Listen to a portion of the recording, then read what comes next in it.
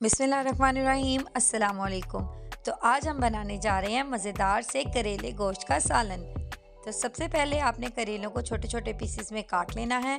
उसके बाद चूँकि करेले कड़वे होते हैं, इनकी कड़वाहट दूर करने के लिए आप इसके अंदर एक मुट्ठी भर के नमक डाल देंगे और इसको आधे घंटे के लिए छोड़ देंगे, जिससे कि इनका रस निकलेगा और सारी की सारी कड़वाहट निकल जाएगी।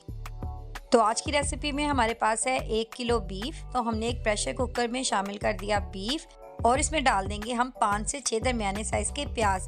करेलों में प्याज बहुत अच्छा फ्लेवर देते हैं, इसलिए प्याज हमने थोड़ा ज़्यादा मिकदार में डाला है। 1 अदद लहसुन डालेंगे और 2 अदद टमाटर शामिल कर देंगे। करेलों में लहसुन और टमाटर का इस्तेमाल कम किया जाता है, जबकि प्याज का इस्तेमाल ज़्यादा किया जाता है। 1 चम्मच भर के नमक का शामिल कर देंगे और 1.5 से 2 चम्मच आप इसमें लाल मिर्च पाउडर शामिल कर देंगे। साथ ही साथ थोड़ी सी हल्दी डालेंगे और 1 गिलास पानी शामिल करके इसको 10 मिनट के लिए आप प्रेशर कुकर लगा देंगे। आधा घंटा नमक लगा के छोड़ने के बाद अब इसको हम अच्छे तरीके से धो लेंगे। 10 मिनट प्रेशर लगाने के बाद अगर गोश्त गल जाए तो आप इसको कढ़ाई में शिफ्ट कर लें, लेकिन अगर आपको गोश्त में अभी कसर लगे तो इसको मज़ीद थोड़ी देर के लिए आप प्रेशर लगा सकते हैं। अब इसको कढ़ाई में शिफ्ट करने के बाद जैसा कि आप देख सकते हैं कि इसके अंदर अभी थोड़ा थोड़ा पानी मौजूद है। इसी पानी के अंदर आप वो धुले हुए करेले शामिल कर देंगे। करेलों को इसी पानी में शामिल करने से गोश्त के साथ साथ करेले भी अच्छी तरीके से गल जाएंगे। थोड़ी देर पकने के बाद जैसे ही इसका पानी ड्राई होगा उतनी देर में करेले भी गल जाएंगे और गोश्त भी मज़ीद अच्छे तरीके से गल जाएगा और सारा मसाला अच्छे तरीके से करेलों के साथ मिक्स हो जाएगा। ये तकरीबन 15 से 20 मिनट का प्रोसीजर होगा। इसके बाद आप इसकी भुनाई करेंगे। तो जैसा कि आप देख सकते हैं कि थोड़ी देर पकने के बाद करेलों का कलर भी चेंज हो गया है। इसका मतलब ये थोड़े थोड़े गलना स्टार्ट हो गए हैं। अब बारी है इसके अंदर ऑयल शामिल करने की। जैसे ही आपको लगे कि इसका पानी काफ़ी हद तक ड्राई हो चुका है, अब आप इसके अंदर ऑयल शामिल कर देंगे और इसकी अच्छे तरीके से भुनाई कर लेंगे।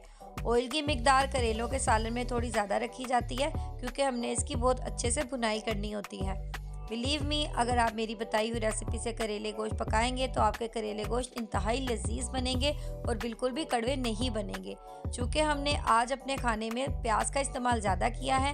प्याज का इस्तेमाल ज़्यादा करने से करेले कड़वे नहीं फील होते, बल्कि इनका फ्लेवर बहुत अच्छा आता है। तो बस इसमें शामिल कर दिया हमने ज़्यादा सा ऑयल और थोड़ी देर के लिए हम इसको तेज़ आंच पे भून लेंगे। उसके बाद हम इसकी आंच बिल्कुल स्लो कर देंगे और इसको दम पर रख देंगे। बस आप इसको जितना टाइम दे दें उतना ही मज़ेदार बनेगा। आपने इसको दम की आंच पर कवर करके भुनने के लिए रख देना है। गोश्त जितना ज़्यादा भुनता है उतना ही मज़ेदार बनता है। तो हल्की आंच पर आप इसको पड़ा रहने देंगे और वक्तन फ़वक्तन इसको चम्मच से हिलाते रहेंगे।